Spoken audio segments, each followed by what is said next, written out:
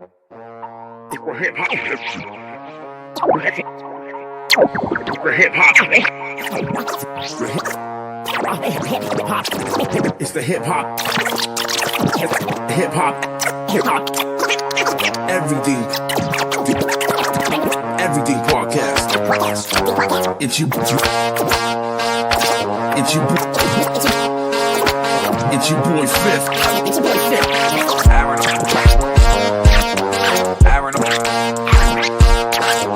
all nighter. Hip hop. Hip hop. Hip hop. Hip hop. Hip hop. Everything podcast.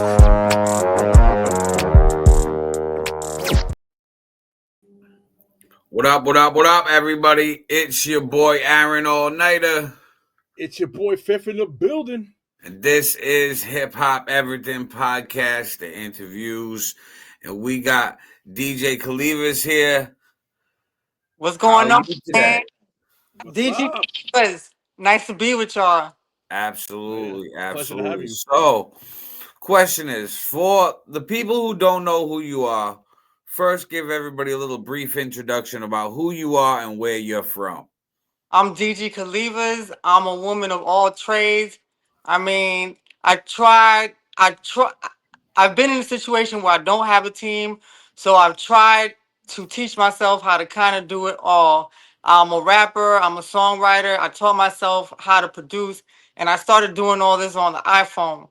So it's like a known producer, I'm not gonna say who, but a very well-known producer saw my phone and he said, That's why you're a genius. Like, I don't want to stroke my own. He's like, that's what you've been doing everything on. But even little by little, I've been like stepping my game up, getting new equipment and things like that. I'm from New York City, Washington Heights, born and raised, and that's what I represent. Now, I want you to toot your own horn a little bit. Who is this well-known producer? I can't say. I know a lot of people, and it's like I don't like to say it because then other artists, other up and coming artists, just as I am in the same boat, hook it up. They don't understand. You have $7,000 for this guy and that guy? It don't work like that. It don't work like that. So I just don't. Is this a New York producer? Yes. Is it a New York producer that started in the 90s? Yes. Was he part of a duo group from New York? I don't. Yo no sé, no hablo inglés. I think I may know who that is. Who you're speaking of? Legendary. Absolutely. Now, how does it feel with having that compliment and connection with a legendary producer? The compliment is amazing. It's motivation driven. The connection, he's just a person to me, a very talented person. And that applies to anybody with fame. I worked in the mainstream media and television industry for urban Latin radio and TV in New York City for 9 years. And so I've been around a lot of people who are known, and I don't get starstruck. There was one dude who walked in the building, though.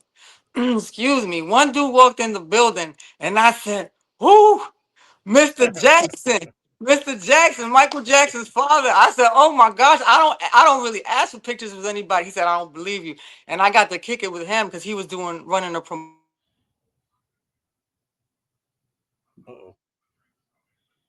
No, I believe we lost her for a second. Interruption. I got to kick it with him for a good month. Very nice man. I don't know what the book is about that they said about him. He was very nice and humble. So Joe Jackson, yeah.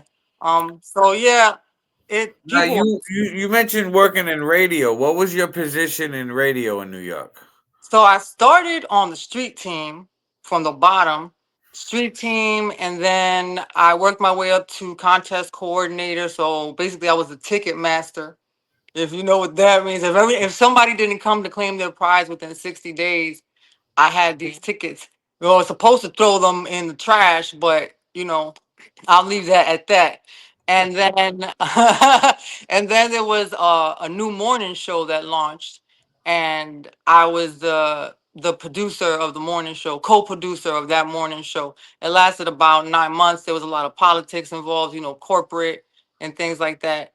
After that canceled, they didn't want to let me go, and they had me kind of being, so this is what I did. I was like the digital spy against our rival.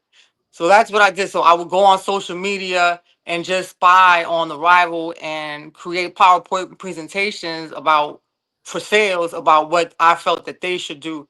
Eventually I got cut with a budget cut, and that was that. I decided to stay out of it. There was you know, presidential can't like it. This was too much going on in the mainstream, and I said, let me just pursue entrepreneurship. That's what I did. During this time, I had kind of stopped making music though. So I've been making music since I was 12 on tape deck, and recorded my first song that I remember recording on my own was on the Illmatic New York State of Mind instrumental. So I converted a poem. So it wasn't really flowing right because I converted a poem and put and added it to that instrumental. Then this dude from the block, who happens actually to be my daughter's father now, but he was the only one on the block who had like the whole setup, the turntable setup. My brothers had it, but they had already moved out, and they were doing what they were doing.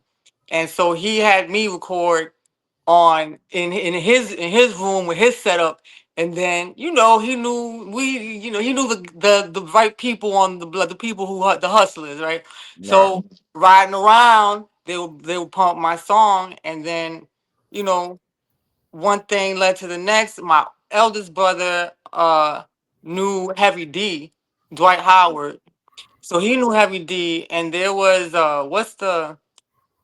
there was a underground record label. There was an underground record label. I can't think of the name right now. Raucous Records. Yeah, Oh yeah. Ruckus Records. Yeah.